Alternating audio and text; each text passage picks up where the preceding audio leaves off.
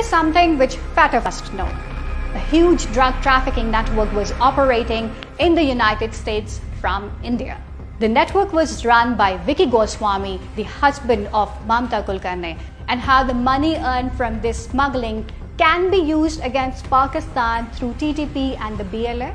fatf has to maintain its credibility through taking immediate steps to curb terrorist and drug mafia funding from India. Hello, this is Bakhtaur Mahmood and you're watching White News. Billions of dollars have been invested by India to tone down the revealed truth coming out of the Valley of Kashmir. Millions of dollars have been spent on lobbying firms and international media to ensure their perspective based on the false information and allegations against Pakistan prevail. Right, breaking news coming in. Hundreds of Indians have gathered outside the Pakistan High Commission in London to protest the Pulwama terror attack. This is the latest that we are getting in from United Kingdom. On the internal front, 84 soldiers were killed by the Indian security forces in Pulwama to win elections from Narendra Modi. All said and done has indeed been able to hide the truth from a common Indian to the powerful international media. Only one nation stood on its own feet under the leadership of Prime Minister Imran Khan. The flag bearer of Kashmir has been dented the international lobby against the freedom of the Kashmiri people. The entire campaign, almost the entire campaign of Mr. Modi in the election was how he had taught Pakistan a lesson that their jets had killed 350 terrorists. Complete lie, they had just killed about 10 trees of ours. Now Modi is known as Hitler, Hindutva as a terrorist organization, and detention cells all over India and remembered as ghettos. Organizations like the UN and OIC all have to pay attention to the Kashmir cause, which is the ticking nuclear bomb right in the heart of the globe. You've got to. This is a test for the United Nations. You are the one who guaranteed the people of Kashmir the right of self-determination. They are suffering because of that. And this is the time. This is the time not to appease like in 1939 appeasement took place. This is the time to take action. And number one action must be that India must lift this inhuman curfew. On the other hand, organizations like fatf are still pursuing their political objective in the direction of the US and India. There was a time when the Financial Action Task Force, fatf, had a significant place in the world in terms of remittances to terrorists and money laundering measures. But fatf's attitude towards Pakistan has become clear. This forum is now more of a political forum than the corrective organization responsible for twisting arms of the nation, standing with the truth and freedom of mankind. With this change in the complexion of fatf, Pakistan must weigh its option other than this politically guarded organization serving the political aims of regional and superpowers, but now Pakistan has decided with its friendly countries whether this forum should be given any more importance or not. Here is something which fatf must know.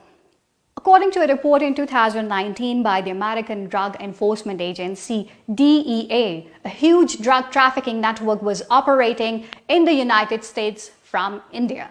The network was run by Vicky Goswami, the husband of Mamta Kulkarni, the heroine of film industry in the 90s era. अगर फिर से आपने उस तोताराम के बेटे बगलानाथ की बात की तो मैं फिर भाग जाऊंगी और इस बार मैं घर वापस लौट के कभी नहीं आऊंगी. Revelations regarding the massive drug haul where Mamta Kulkarni's husband Vicky Goswami has been implicated. According to Paramjeet Singh, Mamta Kulkarni is handling the drug business for her husband Vicky Goswami as he cannot travel internationally. The report also said that Ali Panjani, a key operative of the group, fled Kenya when he was to be arrested. He came to Mumbai, where the BJP government not only gave him asylum, but also denied that any other country was involved in it. The question is whether Financial Action Task Force fatf is not looking at the Indian government-led drug cartel. On March 3, 2012, the entire Indian media reported that when the police raided the house of BJP local leader Satish Nagar under the intense pressure from the opposition party Congress, over $1 million worth of drugs were recovered from his house that belonged to the same network mentioned by the American Drug Enforcement Agency in its report. But the whole case disappeared in such a way that no one knows about it. The fatf does not see how the BJP government in India is involved in drug trafficking all over the world. 25 film personalities have been named by the alleged drug peddlers, those who have been arrested by the NCB.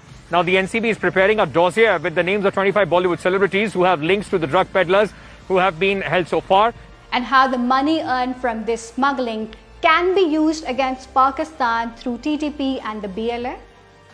Another example, the Sinaloa cartel is the world's most powerful drug mafia, which according to the US Attorney General's report, smuggled more than 200 tons of dangerous drugs across the United States from 1990 to 2008.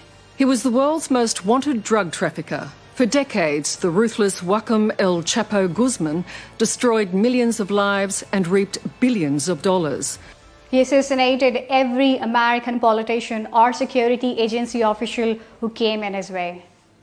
It is said that the big American politicians are behind the Sinaloa cartel, which is why this cartel is still not only active in the United States, but also the most powerful cartel. One of the cartel's most important operatives, Zambara, was arrested in the police encounter in Mexico in 2008 and was immediately shifted to the United States. In the El Chapo trial, Vicente Zambada, the son of El Chapo's partner Ismael Zambada, took the stand. Vicente was set to be the heir to the Sinaloa cartel before his arrest and extradition. Zambada confirmed what previous witnesses testified, including corruption. Under such circumstances, it seemed that Zambada might be killed to get out of the way. But he had a huge amount of cartels which were spread all over the world through the Indian drug mafia. In search of this money, this worst killer and the drug lord is released from the economic sanctions on May 13, 2012. Doesn't the fatf see all this? A whole network of thieves and drug mafia is being run from the United States to India. Millions of dollars are shifted from one country to another every day, but fatf sees only Pakistan. Pakistan is the world's only country that has made the most sacrifices against terrorism. Pakistan has repeatedly come forward with solid evidence of the Indian terrorism, but despite all this, the biased attitude of the institutions like fatf shows that the forum like fatf have lost not only their usefulness, but are also trapped in the clutches of international lobbies. fatf has to maintain its credibility through taking immediate steps to curb terrorist and drug mafia funding from India.